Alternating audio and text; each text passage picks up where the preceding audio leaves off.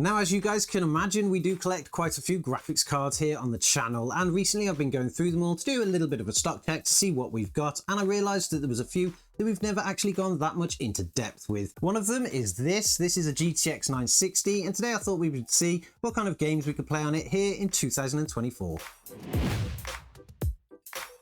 So the graphics card that we're looking at today is this one. This is the GTX 960, and the model specifically that we've got here is the Nvidia Geforce GTX 960 SC, which means it is an ITX model, or at least a small form factor model, which was released by Nvidia in 2015 as an entry-level graphics card. That does make it nearly a decade old now, so we shouldn't cross our fingers too much about it, because particularly with the limitations in VRAM that this thing offers, modern games will actually struggle quite a bit. But how much will they struggle? Of course, we want to find that out. This GPU runs with a GM206 GPU die. It has a base clock speed of 1127 MHz, a boost clock speed of 1178 MHz. It has 1024 shaders, and it only has 2 GB of GDDR5 VRAM. That is probably going to be the biggest limitation that this card has, but it doesn't really get that much help when it comes to the memory bus and the interface.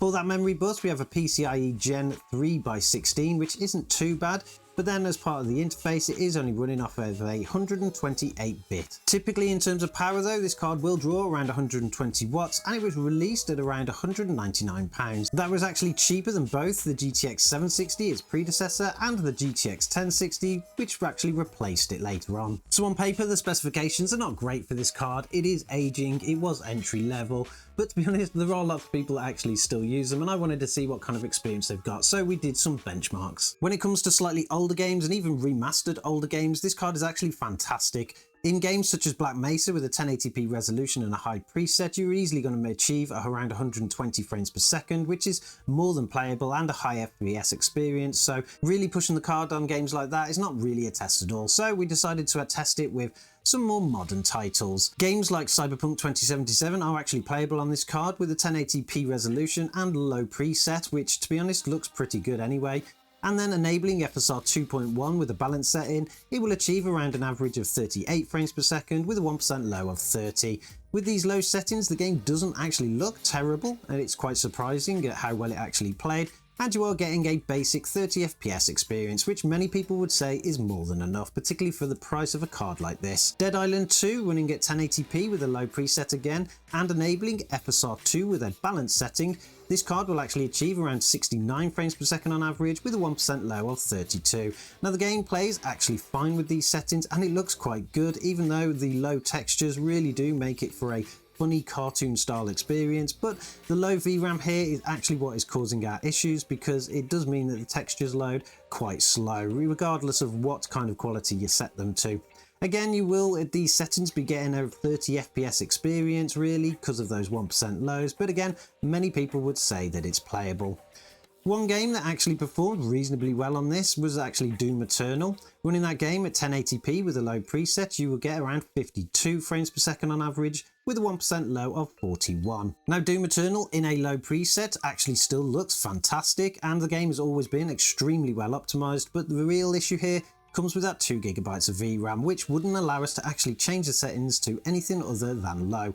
We could have dropped the resolution here, but I didn't really want to do that, because even with the low preset it looked okay, which provided a pretty decent playing experience. Spider-Man Remastered was actually a game that really did test this card a little bit, running the game in 1080p with a low preset and enabling FSR 2.1 with a performance setting. We could achieve around 51 frames per second on average with a 1% low of 17. The game was just about playable here in 1080p with all of the settings on low and the effects like motion blur turned off.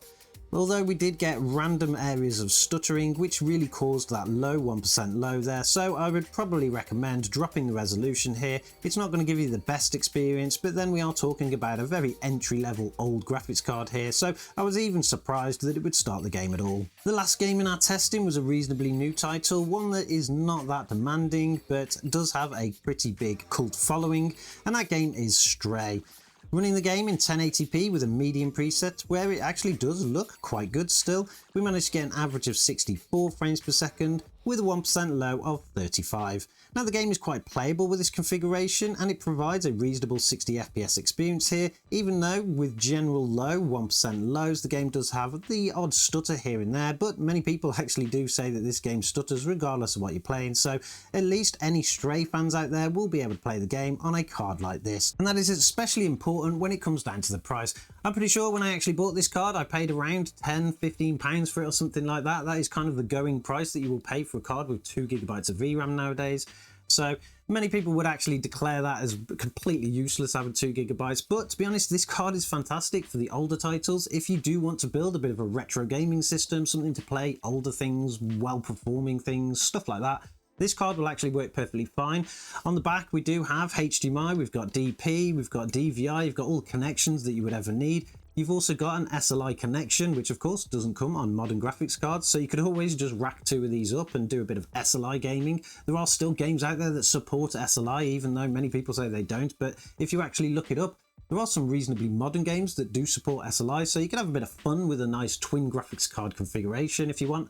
I might actually have a look to see if I can get hold of another one, and maybe we'll build an SLI system at some point just to see what we could kind of do. But overall, the graphics card is not great in modern titles, but you can get away with playing them if you desperately want to.